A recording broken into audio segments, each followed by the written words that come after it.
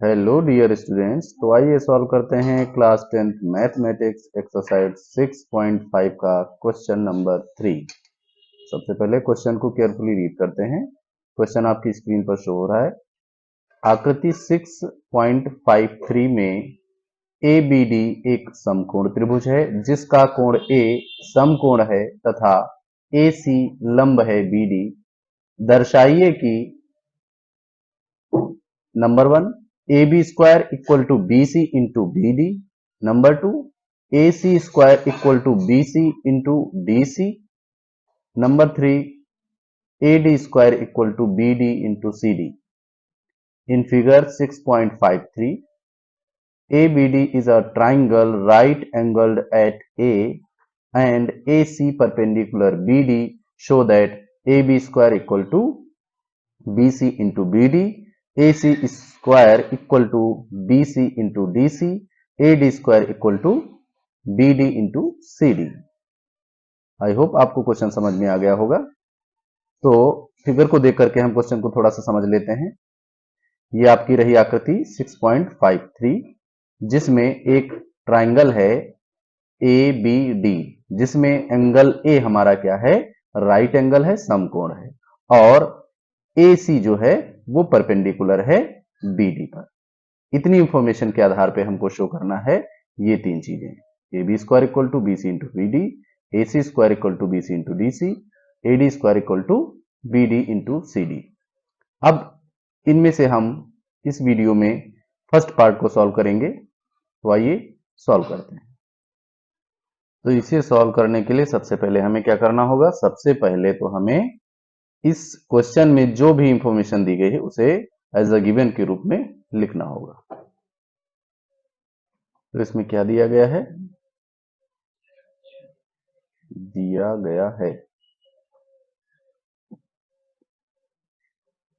Given.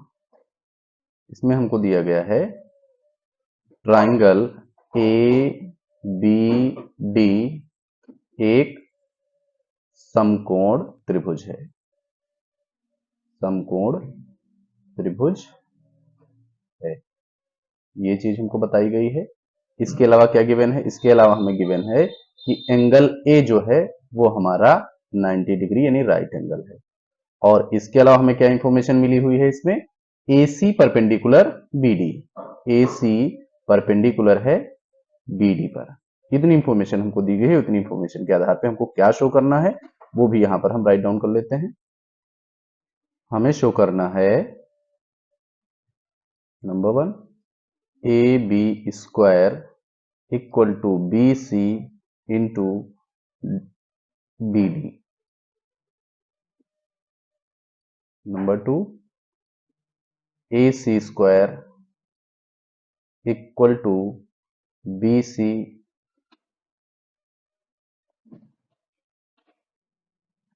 क्योंकि हम यहां पर इस वीडियो में केवल फर्स्ट पार्ट को सॉल्व करेंगे, इसलिए हम यहां पर केवल फर्स्ट पार्ट को ही लिखते हैं।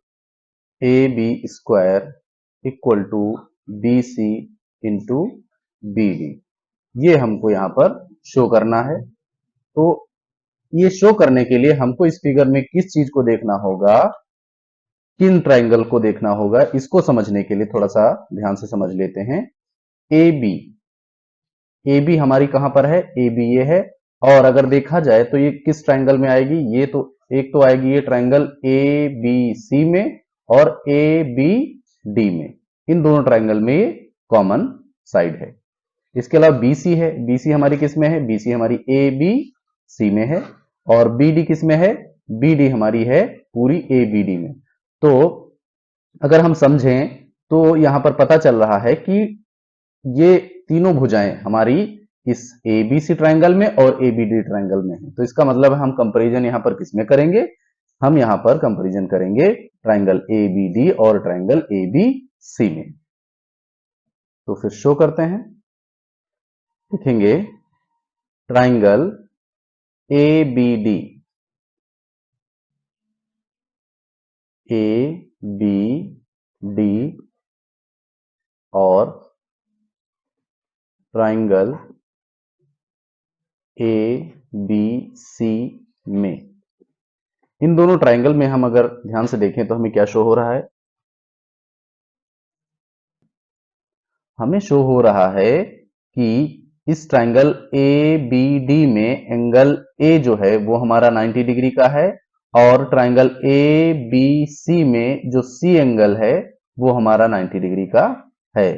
इसके अलावा इन दोनों ट्राइंगल्स में हमको एंगल बी कॉमन एंगल के रूप में दिख रहा है। तो यहां पर हम इन चीजों को राइट डाउन करेंगे। अब यहां पर जो भी इंफॉर्मेशन हम लिखेंगे उसको इसी हिसाब से लिखेंगे जो जिधर है। जैसे एबीडी में जो चीज है उसे एबीडी की तरफ लिखेंगे, और एबीसी में जो चीज है उसे हम एबीसी की तरफ लिखेंगे। तो यहां एबीडी में angle B equal to ABC का एंगल बी। इसमें भी क्यों क्यों क्यों बराबर हुए, क्योंकि दोनों में कॉमन है। तो यहां पर आप लिख देंगे इसको उभयनिष्ठ या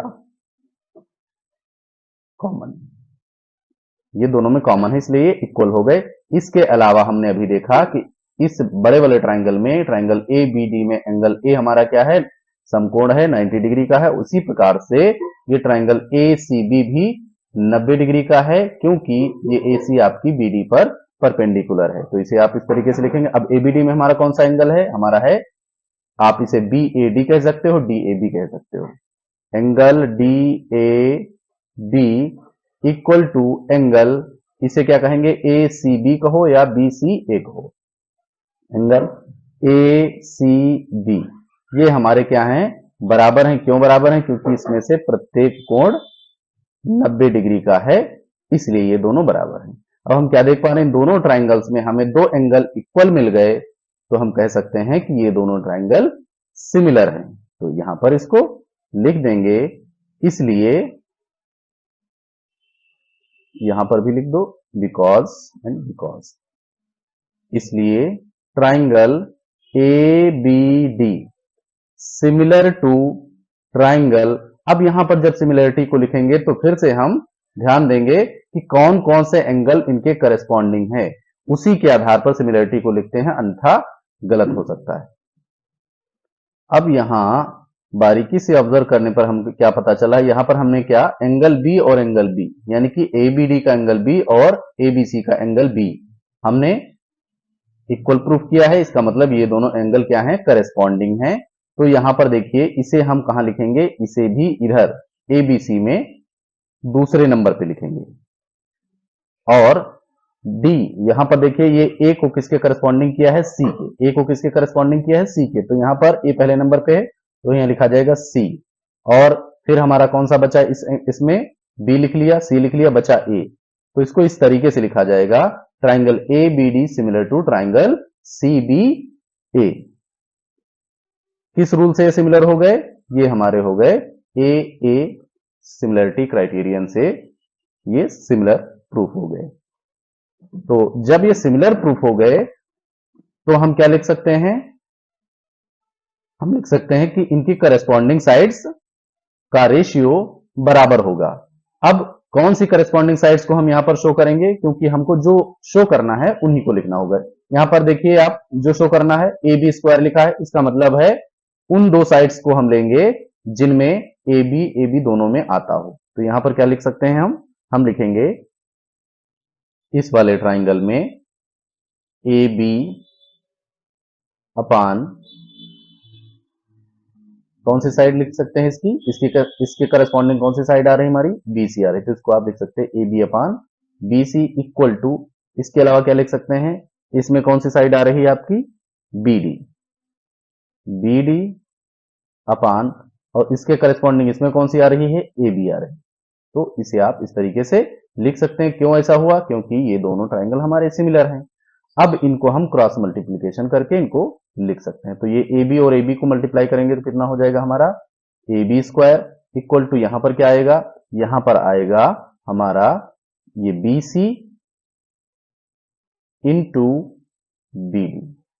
तो इस प्रकार से ये हमारा प्रूफ हो गया, या हमें शो हो गया जो हमको शो करना था। तो यहां पर आप लिख सकते हो, इतना हमने प्रूफ कर। तो इस प्रकार से ये हमारा सॉल्व हुआ क्वेश्चन नंबर 3 का पार्ट 1। और पार्ट 2 हम नेक्स्ट वीडियो में सॉल्व करेंगे और पार्ट 3 तीसरे वीडियो में सॉल्व करेंगे। और अगर आपको ये फर्स्ट पार्ट आपको पसंद आया है, आपको समझ में आया है, अच्छा लगा है, तो प्लीज चैनल को सब्सक्राइब करें, वीडियो को लाइक करें और अपने दोस्तों के साथ शेयर करें। Thank you for watching. जय हिंद।